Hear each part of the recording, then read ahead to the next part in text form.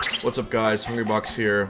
Are you wondering what Nintendo did for their holidays? It wasn't too much apart from influence a community manager to be fired from his job. If you want to go see how they did it, let's get into it because more and more stuff keeps coming out, and now this time it's about the Nintendo Ninjas. It started with this tweet from TRZEF. I won't go too deep into it, but if you go into it, we're doing a hacker, if this is real, obviously, take this all with a grain of salt, but if it's real, they said there was a hacker enforcement proposal.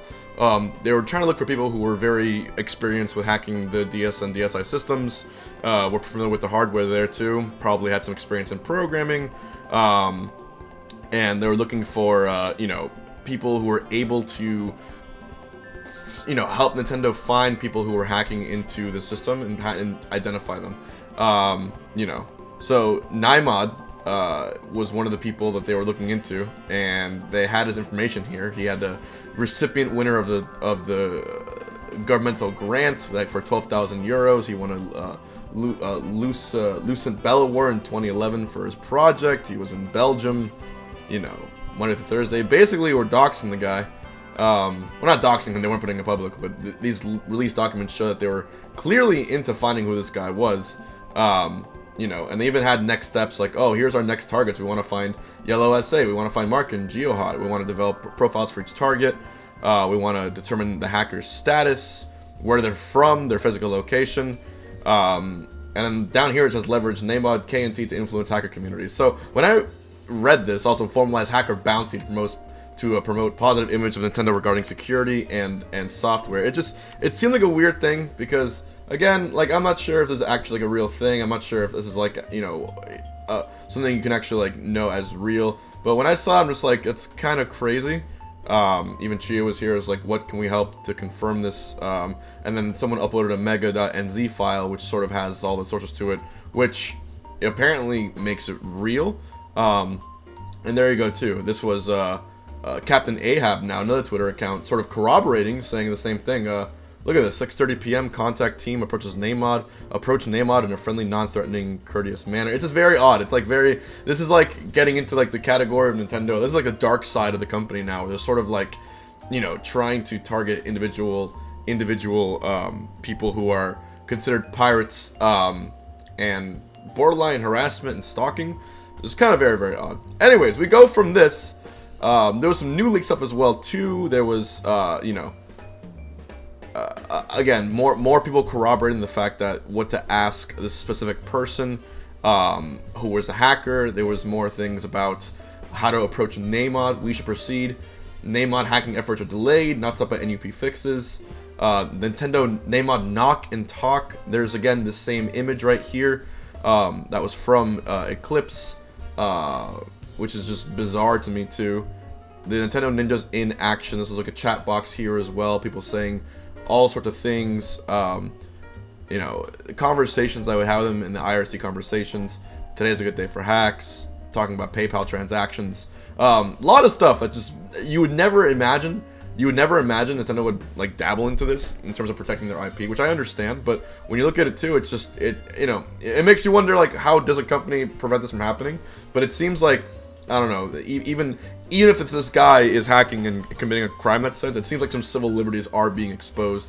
Then there was more in the leak here. This is proving that this is actually like real images from the leak right here, images from, what people were seeing from the actual fires that were there. These are internal Nintendo photos, so, the leak included internal stuff that wasn't seen anywhere else, so it kind of pushes the validity of it. This sort of went on. Switch development pictures was here too. I guess he was posting this as well to show like this is all internal. This is all stuff you would not be able to see before, but now we have it because we have these documents leaked. So file names of Pokemon Sun and Moon, of course, right here too. The old logos, and Ninja. So anyways, these are all things that got leaked in a really big thing. The early design of the early Switch projects featuring that sort of weird controller. Cursed, of course. Imagine putting your thumbs on that. God, cut my thumbs. Imagine that. Would have been cool. Anyways, so what's the point of all this? The point of all this is like the leaks are apparently real, and the most important part of this leak is the fact that they were going sort of after these hackers to find, you know, information on them, and they were sort of recruiting people to help them in that process, which is kind of bizarre. Anyways, following up to this, this was a big one. So this was a big one because apart from all that, it's like there's always something new, and I want to put both into one video, but this is the big one. Let's read it here. Nintendo contacted PlayVS after word got out that they had put an end to the planned league, and Dela, the employee who had originally posted the announcement in the PlayVS Discord server, had his contract terminated, right? And if you read right here, it's just kind of hilarious, but you know, I'm not sure if you can zoom in and see it, but basically it says, you know, PlayVS employee on Discord server has been widely shared around the internet. He shared a screenshot of the communication. We want to clarify that the statement was not approved by PlayVS leadership and a misrepresentation of the facts. Nintendo have been engaged in discussions about how to support the competitive gaming community and help it grow. At no time has Nintendo expressed any desire to stifle this community. And then right after, of course, the same PlayVS Jenny, we wanted to share that Dela is no longer at PlayVS. So, if you're confused what this means, I'll explain to you. It's pretty straightforward. Basically, an employee from PlayVS announced that Nintendo was preventing them from continuing their college events for Smash. This person was named Dela. And he made a tweet saying, you know, the whole thing, like, why Nintendo is actually trying to stifle us. Like, they're actually not letting us do what we want to do. And it's right here. And Blur's original tweet explains this, right? You know, hello, Collegiate Coast. Unfortunately, we're not able to offer Nintendo Ultimate for the college's spring season at the request of the publisher who wants to wait to restart their college initiatives at a later date. We apologize for those who signed up and have more exciting announcements coming in January. TLDR, Nintendo said, no, you can't run your college league because we have our own college league coming, which I haven't heard anything about. And even if they did have their own college league coming, what's the big deal? Why does that matter? Why can't there be two college leagues? You can't, you're not what, now colleges can't run their own clubs for Smash? Is that what's happening here? It gets weirder and weirder anyway. But yeah, this person was named Dela, saying they couldn't do this. Blur posted about it. A week later, Dela mysteriously is no longer with PlayVS. Another PlayVS employee posted a message saying he wishes them the best, saying they can't say why Dela is no longer with them. And the post was made misconstrued and put Nintendo under a negative light that shouldn't have been done with Nintendo and isn't to blame for any of the stuff with Smash no longer being involved. But the problem with this is that it reads 100% like damage control from Nintendo, trying to make PlayVS say this, and trying to make Dela a scapegoat in this whole process, which again is not a good practice. And I don't know why they are doing this. I don't know what is the point of this. It just further corroborates the fact that there's clearly